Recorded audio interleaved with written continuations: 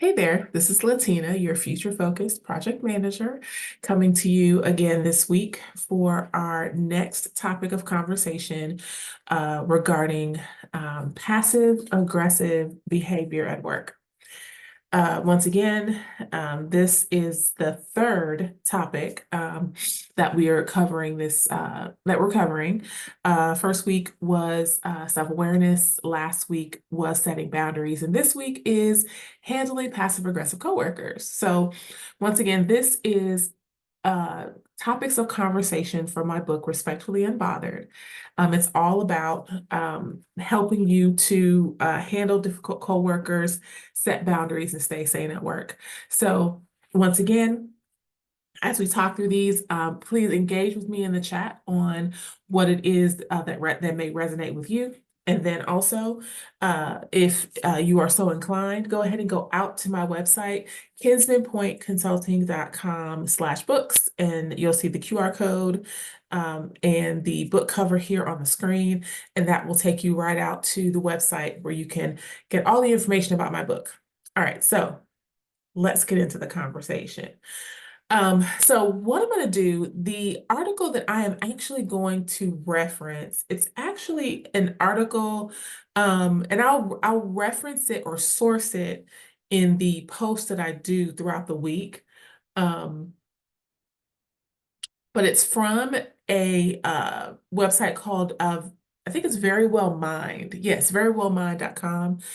And it talks about just how to spot passive aggressive behavior and what to do. So I'm going to be speaking through that particular article that also makes references to the workbook. All right.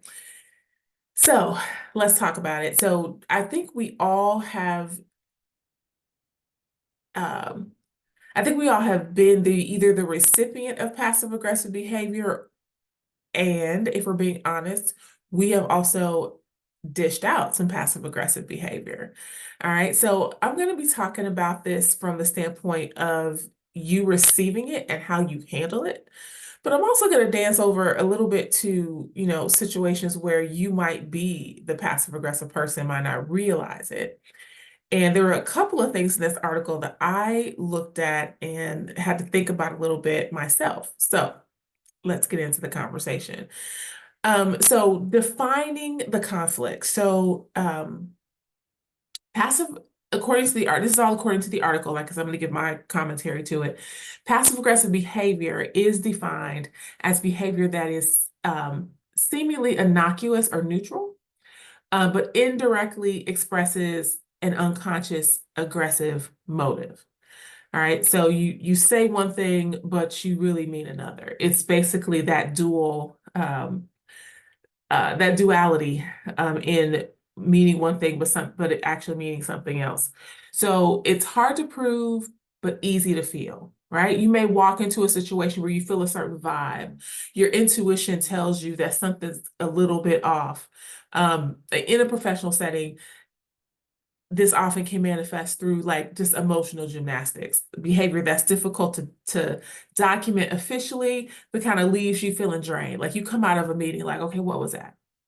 What were we talking about? What were we really talking about? Because were we talking about the stuff on the agenda, or was there something else going on? All right, that's that passive aggressiveness that you feel, but it's hard to document, but you know it's there. Okay, so we're just defining it right now. And then according to the article, they talk about a double bind communication. And this occurs when a person's words and tone contradict each other, saying, sure, happy to help, but you can tell their body language says the exact opposite. They're not happy to help, and they rather tell you no than sure. Right. Or you may be that person that you're like, sure, but you everything in you is like, listen, that's it's a contradiction, right? And then it also talks about indirect control. Unlike direct aggression, which is forceful, passive aggression is a way to exert control and exert control without resorting to physical violence or overt confrontation. So you're not, You're not walking up and punching somebody in the throat, right? But you are exerting some sort of behavior that exudes the exact opposite of what might be happening in the room. And again, we've all felt it and we've all dealt it. Okay, let's be honest with ourselves. And if you haven't, that's great. Tell me that in the chat. Let me know if that's you. But I cannot sit here and talk about this topic without saying that I have not been the disher of passive aggressive behavior. Now, one thing I can say is that I've become way more self-aware of what's going on with me and why I might be dishing it out, right? And then making a point to not do that. And we're going to talk about that as well as we go through these points. All right. Identifying some signs and some workplace examples. All right. So some common communication like bait. So examples can include like the condescending phrase. Now, this is one that the article pulls out that I'm gonna talk about this, and then I'm gonna talk about this. Condescending phrases like per my last email, just circling back, or let me clarify since there seems to be some confusion now. I think these three phrases are so embedded in how we talk at work that we don't realize that they are passive aggressive, right? And I think because we live in this environment where we might be hybrid or we might be, fully remote, a lot of our communication is via email. So sometimes an email, when you look at it, can give off that passive aggressiveness. Now, the just circling back thing, again, maybe I've seen it so much that I don't see it as passive aggressive, but I've used that before. Now, I've never said, since there seems to be some confusion, I usually will just say for clarification. But is that passive aggressive? So it's all it's more than just the words, I'll say it this way, but the intent, right? And again, a person who is passive aggressive in person is probably going to be passive aggressive in email. So if you are very aware of who that person is, like how you've dealt with them in other situations, sometimes that written communication comes off not sometimes, I feel like all the time, that written communication comes off exactly the way they are. So I think it's the matter of the intent. But when I read this, I was like, dang, I use some of this. I'm taking a beat now to look a little closer and making sure that I'm not coming off that way. Okay. So that's one piece of identifying some signs and some examples. That's one example. Another, behavior red flags. Red flags include procrastination, forgetting tasks. They imply that, which means you really don't want to. You didn't forget, you just didn't want to do it, right? And withholding important data, which is just, I've never experienced this firsthand, but withholding important data to punish a team. Now, I will say this, I have had a situation where someone forgot to do something, but I honestly think that was a result of that person being new, versus thinking back on it, versus that person giving me some passive aggressive type of vibe. I'm just going to say that. I hope that's what it was. But yeah, but those are behavior flags. Again, you want to be self-aware of what's going on in your workplace. So we just looking at the examples, and now we're going to move into here in a second, after I go through a couple of other examples, some ways we can combat it. But that procrastinating and forgetting on purpose. Okay. The backhanded compliment and the jokes. This involves using sarcasm or subtle digs. Like, so, oh, I was surprised you got that done, or making inappropriate comments and telling the victim, relax, I'm just joking. Again, a lot of my work is remote. Okay. So my in-office activity is more limited now than it's been in the past. I have seen some of the jokes that have come across, but this is one of those things, along with, the withholding data, that I haven't seen a whole bunch. So I'd be really curious again, you may or may not want to say that in the comments, but we'll just say that it is something that happens. And it absolutely is inappropriate in the workplace. I mean, the backhanded compliment, oh, you finally got that done, that could be seen, as, passive aggressive, because it's giving them an indication of what you think of that person, or you are giving someone an indication of what you think of them. So again, this is all about self-awareness. We talked about that the first time around. First step in all of this and being respectfully unbothered is being self-aware. All right. The silent treatment, another sign and a workplace example. This is a tactic where the individual, claims to be fine while obviously being furious. So they shut down communication. Now, in situations like that, you can decide how you want to handle someone's silent treatment. The work is the work. I do things all the time that I don't want to do. But they have to get done because they're a part of the process. It's part of what we have to do. So, but that silent treatment and saying that I'm fine, if it's not impeding the work, you may make a decision to be silent yourself and not fight that battle, or not.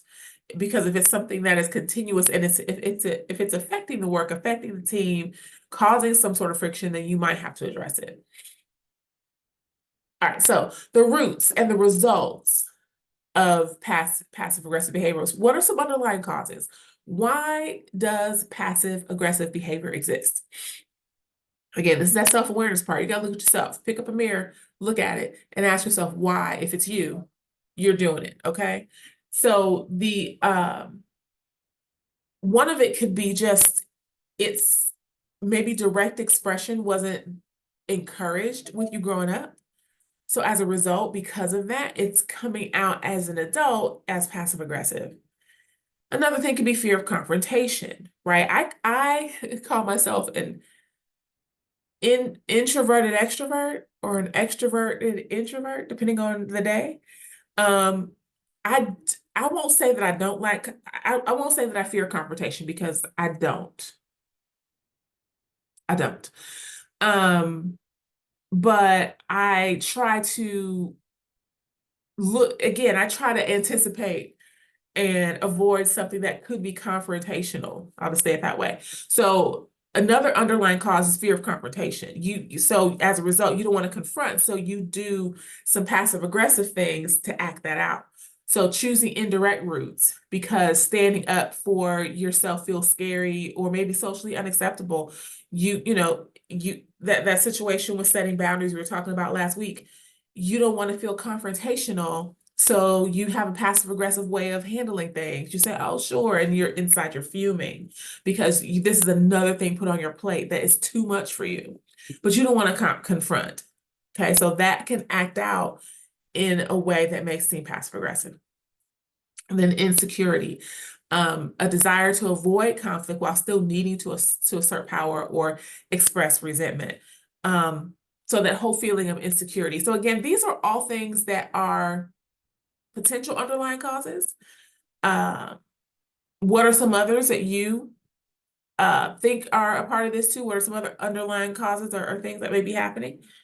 And of course, over time, that's just going to erode the team. It's going to lower your job satisfaction. It's going to increase your exhaustion. So wherever we can avoid it at all costs. So let's talk about some response tactics. First thing is to recognizing the behavior as indirect aggression. Okay. So first things first, a lot of passive aggressive behavior, I'm going to say it's in my notes one way, I'm going to say it a different way. A lot of passive aggressive behavior has nothing to do with you. It has everything to do with the person who's exhibiting that behavior. So one of the things you want to do for yourself, if you're the recipient of it, is not internalize it. Not internalize it. And then avoid the trap of reaction. Okay, passive aggressive nature, the passive aggressive nature or the passive aggressive person is a lot of times thriving on getting a reaction. They want a response. So you don't have to respond right there in the moment. And then you can decide again, like I mentioned earlier, to whether or not you're going to pick that battle. Like, you know what? I'm not, I'm going to let that go. in the grand scheme of things, the work needs to be done. In the grand scheme of things, maybe we're at the end of this project and we're going to be moving on. I'm not going to fight that battle. So you want to avoid the quick reaction trap. All right. And respond. If you are going to respond, you want to do it clearly and calmly. And with witnesses. I think there's something in this list that talks about that, or talks about that a little bit, but we'll get there. You can decide to use a reflective response. You can say, hey, sounds like something might be bothering you. You want to talk about it. Again, use that type of phrasing based on who you're dealing with. Because again, that might trigger them up to the response that they want, so they can get all extra like, what do you mean? I wasn't doing anything. Again, I mentioned earlier that this type of passive aggressive behavior can often be difficult to prove. They say, oh, I just had a headache. Oh, I just had this, it can be explained away really quickly.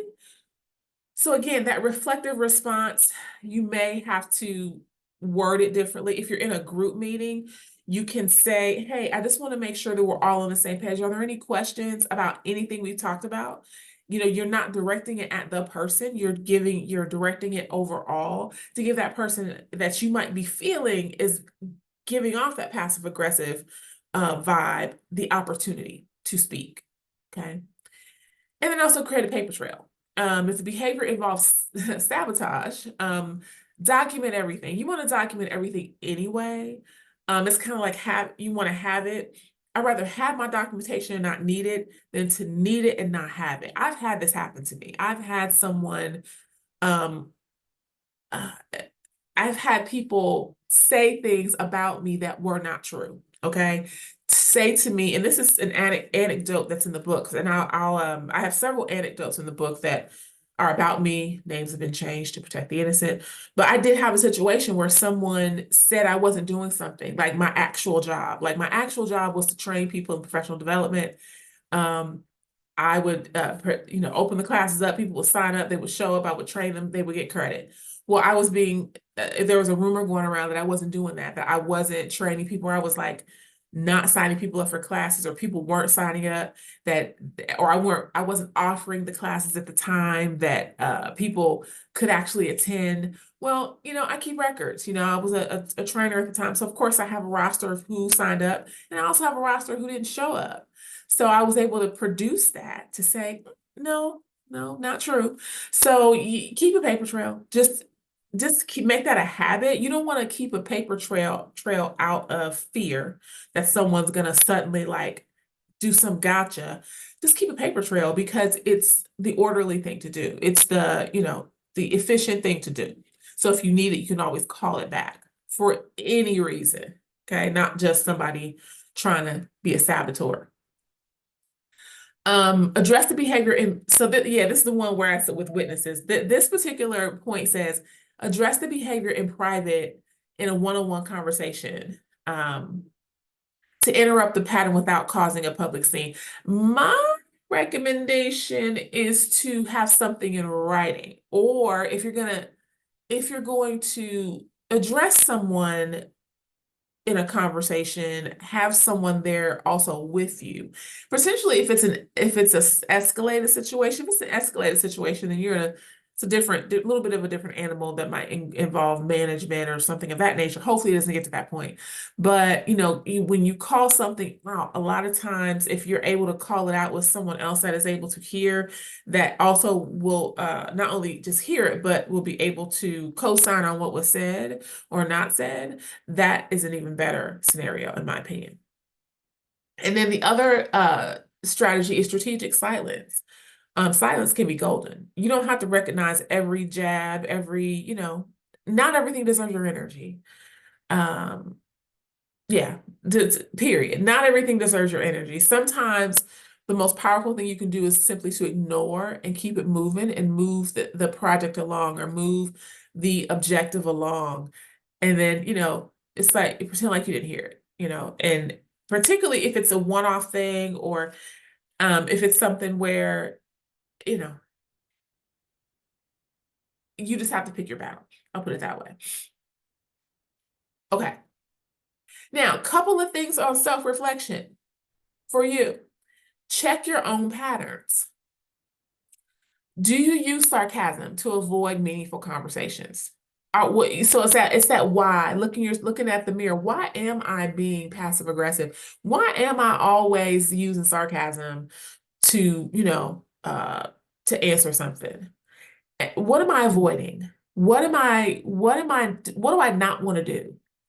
So that's all about improving your awareness. Again, first thing we talked about 2 weeks ago was self-awareness. Being self-aware is going to help you police yourself, or manage yourself in terms of not being the giver outer, the giver outer of passive aggressive vibes, right? So just self-reflection, just looking at yourself and saying, why do I do what I do? A lot of times I found when I was giving out that passive aggressive behavior, it was because I didn't want to be confrontational. I did not know how to speak up or have a voice for myself and speak up for myself, right? So once I recognized that, I took steps to do the work on me, um, to be better, right? And so as I'm doing that, I notice it in myself and I self-direct or redirect myself. And then I also notice it in other people, and then I make a decision on how I want to handle that. Okay. That all is a matter of work and a matter of self-growth. And that's part of your journey in your career, to be quite honest. Some of you that are listening to me might be very seasoned in your career. You've been there, done that, have all the t-shirts, all the stories. I am one of those people, right? But then some of you might be early in your career and you're navigating all these different personalities and people and agendas, the ones written that defer the meaning and the agendas people walk in with. So it's very important that if you're early in your career, this is a great opportunity for you to really look at you first, right? Self-awareness. And then build the muscle of becoming more aware of your surroundings. That is not something, some people are built with that. They get it because maybe they grew up with a lot of open communication, really understanding and thinking through their feelings as they were growing up. But if that wasn't you, or if that wasn't you on a huge scale, then that's something to work on. And that's something that as you move through your career, you can absolutely build and be better at. And that only adds to your skill set of how efficient you are in your job. All right. So last thing, think of passive aggressive behavior as that slow moving leak, like in your basement, right? Or slow moving leak, period. It isn't as dramatic as a burst pipe, for example. But if you ignore it, it can quietly kind of get to your core. It can exhaust you. It could be a space where you walk into a room and you're not able to handle the what's there because you haven't dealt with maybe some other passive aggressive things in you or that have been given to you. So again, that's my talk on this week. You'll see other posts. Please engage. I highly encourage you, if this is something that you're working through, if self-awareness is something that you're working through, if setting boundaries is something that you're working through, the last topics that we discussed, consider getting my workbook, Respectfully Unbothered. It helps you work through some of those things, think through some of those things, like how would I address a situation like that? And let me say this is the last thing. A lot of times, if you know someone in your place of work does have that bend, is that person that can be, um, if you know who you're working with, if you know, I'm trying to think of an actual example. Um, if you know that after 3 days, once you get a task on your to-do list, 3 days later, that person's gonna come to you and be like, well, where is it?